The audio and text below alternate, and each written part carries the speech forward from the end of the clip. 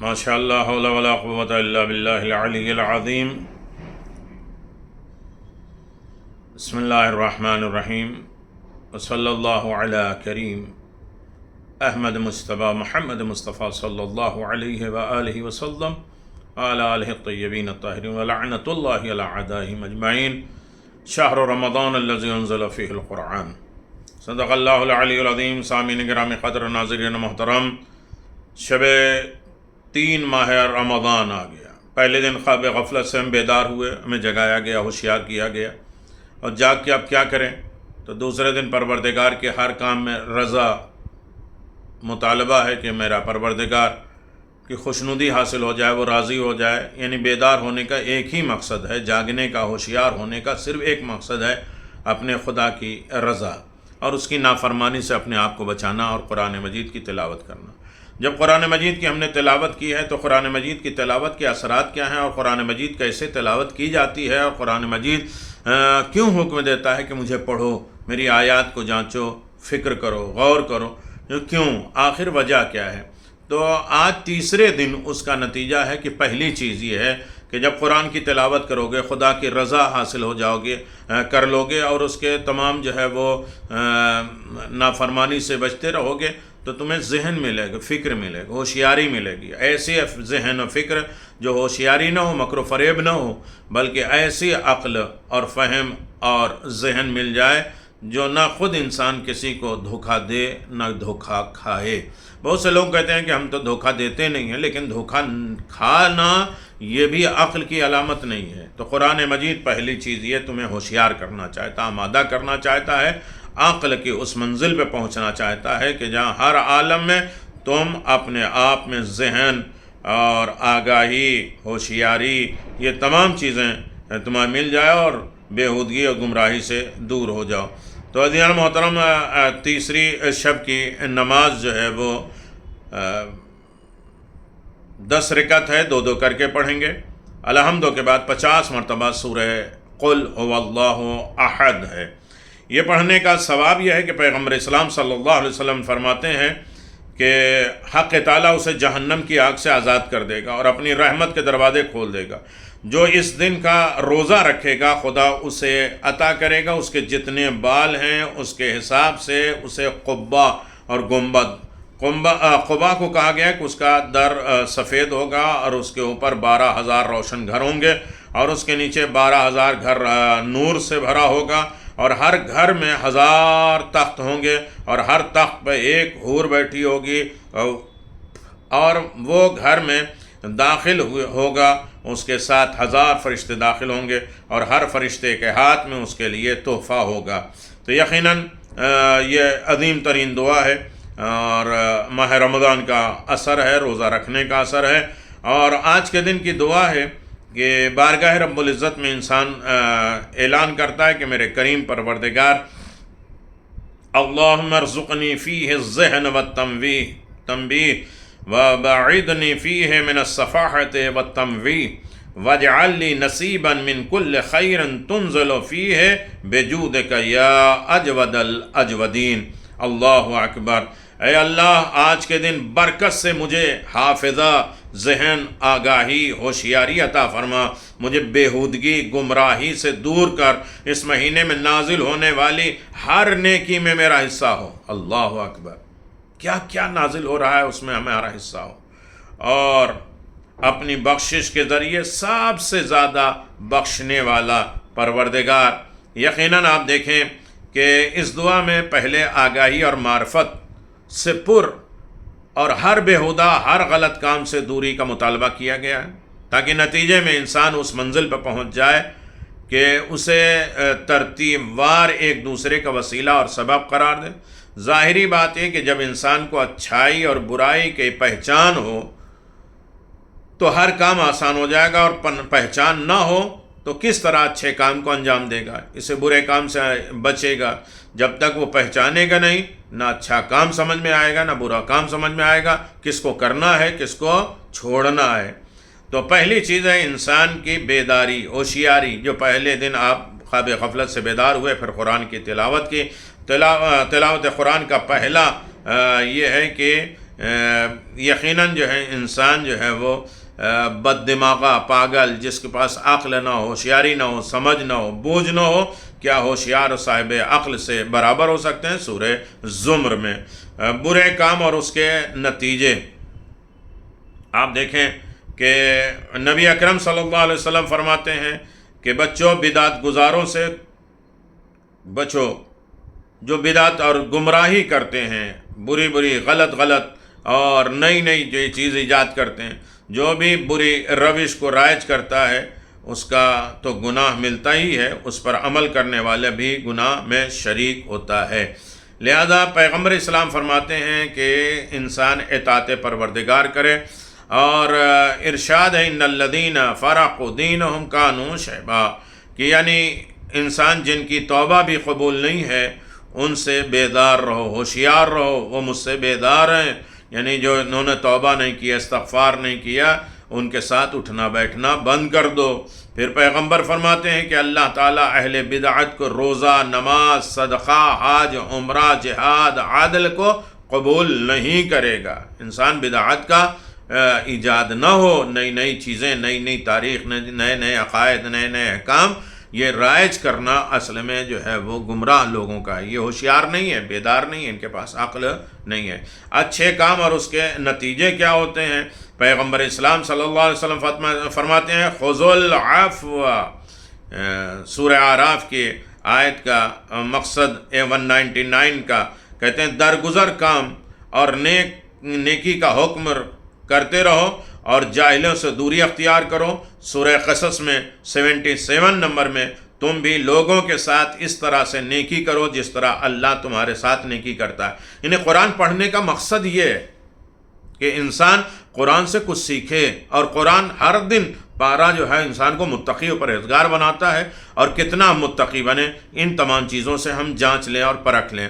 پیغمبر اسلام نے فرمایا کہ قول بغیر عمل کے قابل قبول نہیں ہے، یعنی جو بھی بول رہا ہے وہ عمل ہونا چاہیے۔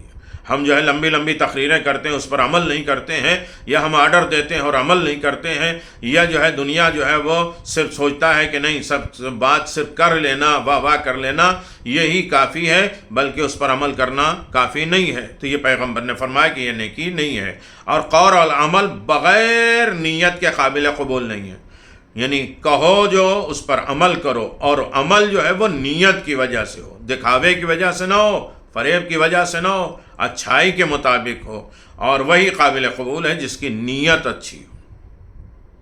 پیغمبر اسلام صلی اللہ علیہ وسلم فرماتے ہیں کہ بے شک بہشت شیشے کی طرح ہے، ایسے کمرے ہوں گے جس کے اندر سے باہر کا اور باہر کے اندر کا منظر دکھے گا، جس میں میری امت سے صرف وہ رہیں گے جس کی گفتگو پاکیزہ ہوگی اور غذا حلال ہوگی، اور علانیہ کلم کلہ ایک دوسرے کو سلام کرتے ہوں گے، نماز شب پڑھنے والے ہوں گے، جس وقت لوگ سو رہے ہوں گے وہ بیدار ہو کے خدا کی بارگاہ میں ہوگا۔ علی نے کہا اے اللہ کے رسول، آپ کی امت میں کسی ان کاموں کی قدرت ہے؟ تو حضرت نے فرمایا علی کیا تمہیں نہیں معلوم جو صبح و شام 10 مرتبہ سبحان اللہ والحمد للہ ولا الہ الا اللہ واللہ اکبر پڑھے گا، اس کی گفتگو پاکیزہ ہوگی، اپنے واجب نفقے میں، اپنے واجب خرچ میں سے وہ خرچ کرنے والا ہوگا، وہ بخیل نہیں ہوگا، سخی ہوگا، اس کا کھانا پاکیزہ ہوگا، صبح کے نماز مسجد جماعت کے ساتھ ادا کرے گا، اور بہت سی چیزیں ہیں جہاں پیغمبر اسلام نے اس سے مراد لیا ہے۔ پیغمبر اسلام فرماتے ہیں میرے پاس جبریل نے آ کر کہا اے احمد آپ پر سلام، 10 حصے ہیں وہ گھاٹے میں رہے جس کے پاس ایک حصہ بھی نہ ہو۔ شہادتین کا زبان پہ جاری کرنا یہ کلمہ ہے، نماز کو جو طہارت ہے صحیح طریقے سے ادا کرنا، زکوٰۃ دینا جس سے مراد فطرہ ہے، روزہ رکھنا جو سپر ہے اور ڈھال ہے جہنم سے آگ، حج جو کہ شریعت پر عمل کرنا ہے، جہاد جو عزت کا سبب ہے، اور اچھائی کا حکم دینا جو عہد کو، وعدے کو پورا کرنے کا سبب ہے، برائی سے روکنا جو حجت الہی ہے، اور اتحاد، اتفاق، یونٹی جو محبتیں ایجاد کرنے کا سبب ہے، اور اطاعت جو کہ تحفظ کا سبب ہے۔ یقیناً آپ دیکھیں کہ بہت نایاب دولت ہے، اور اسی میں وہ شخص کے لیے جو علم ہے، فضائل علم قرآن کی روشنی میں آپ دیکھیے، یؤت الحکم من یشاء من یؤت الحکمت فقد اوت خیرا، اللہ جسے چاہتا یہ حکمت کثیر عطا کرتا ہے، جس کو چاہتا ہے۔ شہد اللہ انہ لا الہ الا ہو وملائکۃ اولو العلم قائما بالقسط، قرآن میں بے انتہا فضائل ہیں علم کے لیے۔ علم حاصل کرنا، علم دینا، عالم کا مقام، رتبہ، درجہ بہت زیادہ ہے، یہاں تک کہ آپ دیکھیں کہ قرآن مجید سورہ فاطر میں، سورہ زمر میں، قرآن مجید میں یعنی مجادلہ میں یہ علم کی فضیلت بیان کی گئی۔ ہمارے پاس وقت نہیں ہوتا کہ تفصیل بیان کریں، آپ روایات میں دیکھ لیے کہ یقیناً علم کا نتیجہ کیا ہے۔ پیغمبر نے فرمایا کہ جب علم طلب کرنے والے کو اس کی حالت میں موت آتی ہے تو وہ شہید مرتا ہے۔ عالم کو شہید پر 1 درجہ فضیلت حاصل ہے، اور شہید کو عابد پہ 1 درجہ فضیلت حاصل ہے، اور عالم کی بقیہ لوگوں پر فضیلت ایسی ہے جیسے مجھے تمام لوگوں پہ فضیلت ہے۔ اللہ اکبر، پیغمبر کہتے ہیں تمام لوگوں پر مجھے کیسے فضیلت ہے، اسی طرح ایک عالم کو تمام لوگوں پر فضیلت ہے۔ نبی کریم فرماتے ہیں عالم عابد کے پر برتری ہے۔ ایک انسان 70 80 100 رکعت نماز پڑھتا ہے، لیکن ایک عالم ہے جو تفکر اور غور و فکر کے ساتھ کوئی بھی عمل انجام دیتا ہے، وہ 14ویں کی چاند کی طرح ہے۔ نادانی کے نتائج جو ہے وہ بہت برے ہوتے ہیں۔ جب انسان نادان ہو، قرآن پڑھنے کا مقصد ہے کہ دانا ہو جائے، عقل مند ہو جائے، ہوشیار ہو جائے، اور نادانی نہ ہو، انحرافی نہ ہو، اور انحرافی عقیدے یظنون باللہ غیر الحق ظن الجاہلیہ، اللہ تبارک و تعالیٰ سورہ عمران میں کہتا ہے اللہ کے بارے میں جو لوگ بدگمانی کرتے ہیں دوران جاہلیت، اس طرح گمان کرتے ہیں کہ ہم جو ہے وہ عاقل ہیں، وہ عاقل نہیں ہے۔ دوسرے جہالت ہے، یہ نادانی۔ بدترین موجودات یعنی انسان بے شک بدترین چلنے والے اللہ کے نزدیک وہ ہیں جو بہرے اور گونگے ہوں، جو عقل سے کام نہیں لیتے ہیں، یہ بدترین چلن والے ہیں۔ اور یقیناً قرآن کا یہی فائدہ ہے۔ ہم کہتے ہیں قرآن کیوں پڑھیں؟ قرآن صرف یہ نہیں کہ ایک پارہ ختم کر لیں، قرآن کا مقصد یہ ہے کہ تمہیں عقل و ہوشیاری ہو جائے، علم کی برکت سمجھ میں آ جائے، نادانی تمہاری زندگی سے ختم ہو جائے، رضائے پروردگار کی طرف آمادہ ہو جاؤ، نافرمانی خدا سے بچ جاؤ۔ چھوٹے چھوٹے کام کے نتیجے بہت بڑے ہوتے ہیں۔ مومن کو کھانا کھلانا اجر کے اعتبار سے بذات خود ایک بہت بڑا اجر حاصل کام ہے، لیکن ماہ رمضان میں کسی مومن کو افطار کرا دینا تو نور علی نور ہے۔ ضروری نہیں ہے کہ جب تک آپ کے پاس پوری مسجد کی نمازی کی کچھ خاندان کے بلا کر اور افطار پارٹی کر رہے ہیں، اور جو ضرورت مند ہے اسے کھلاؤ۔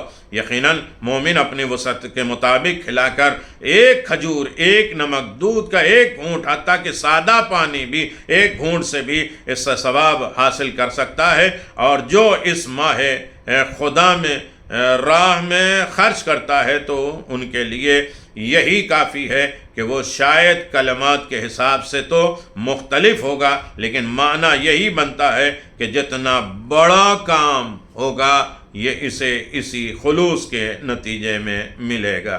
یقیناً آپ دیکھیں کہ اگر افطاری ان مومنین کو کروا دی جائے جن کی کمائی کا سلسلہ بند ہے، تو مومنوں کو کھانا کھلانے، افطار کرانا، مومن کے مشکل آسان کرنا، مومن کی مدد کرنے والے اعمال کا ثواب کو خدا رحمت کے ساتھ وسیع حاصل کرتا ہے، اور غلام آزاد کرنے اور مغفرت گناہ کا ثواب دیتا ہے۔